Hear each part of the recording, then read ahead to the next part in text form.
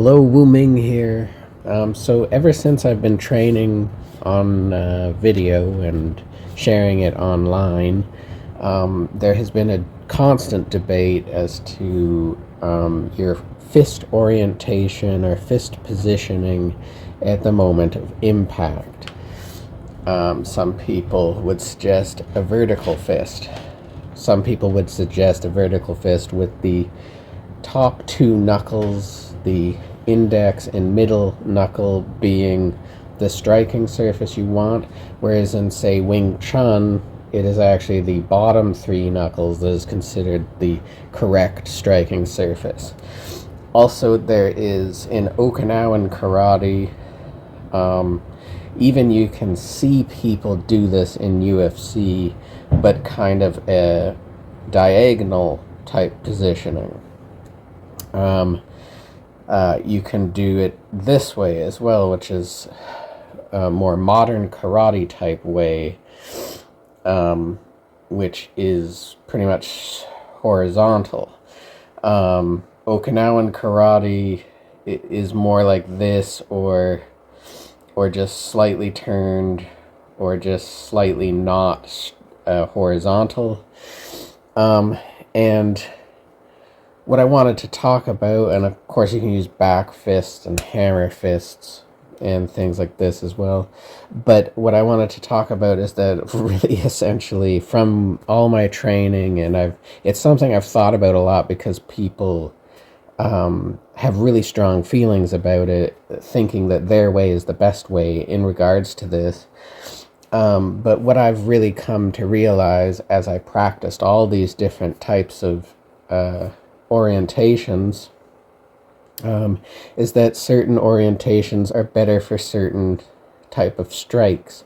Oh, another one I can think of is like a shovel hook or a Okinawan karate uppercut or something like that. These are, again, different fist orientations, and coming in like this can be great as a body shot to the ribs or something like that.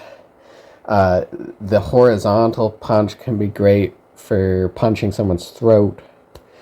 The vertical fist can be to the solar plexus, to the nose. I think you could also do that to the body effectively. An uppercut is obviously good under the chin. A hooking punch of some type. You can even do it with a back fist across the jaw. Is really good for knocking people out. Hitting the jaw is a really good knockout punch because it jars the head so much that concussions are more likely. So there's all these different ways to punch, and also even just from a more traditional hikate and what do I want to say, a reverse punch, I think they call it. We called it a Cantonese corkscrew, which I love that name because it just sounds cool. Nothing more than that. It's probably not authentic at all, but Cantonese corkscrew sounds actually pretty cool. And again, you want to punch with the two knuckles, but some schools would teach it. You want to come in somewhat at an angle like that. Some schools teach it horizontal. And again, I just feel like it's not that one is better than the other. It's that one has a different function and a different best usage than the other. And I think that's the way we should look at even just different styles of martial arts in general, because certain styles will have a difference of opinion as to which of these orientations work, but my opinion is that all of these orientations of your fist work.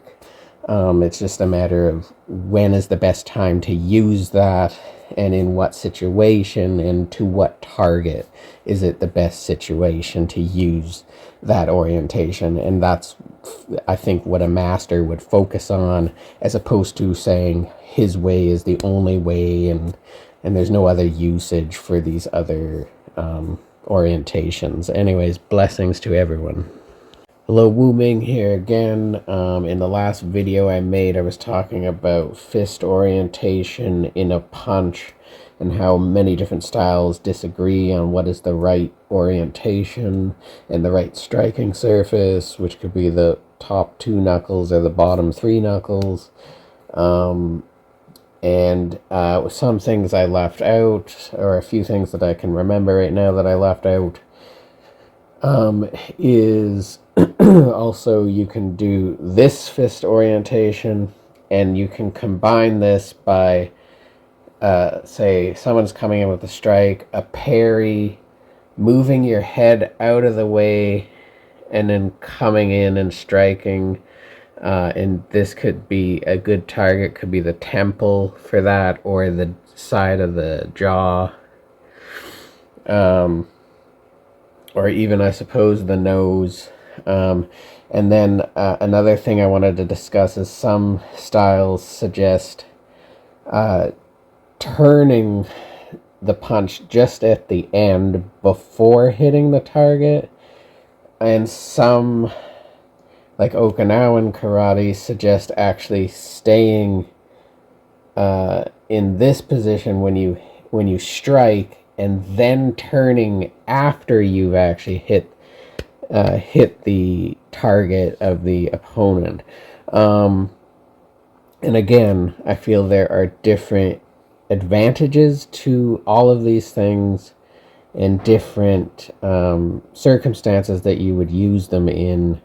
And I'm always I always welcome people's opinions on things like this, especially if they're respectful about it, which is actually very important to me, and should be very important in martial arts, is how respectfully we behave and talk, especially amongst the brothers and sisters that are also training in martial arts, but also to all humanity, in my opinion. But anyways, blessings to you.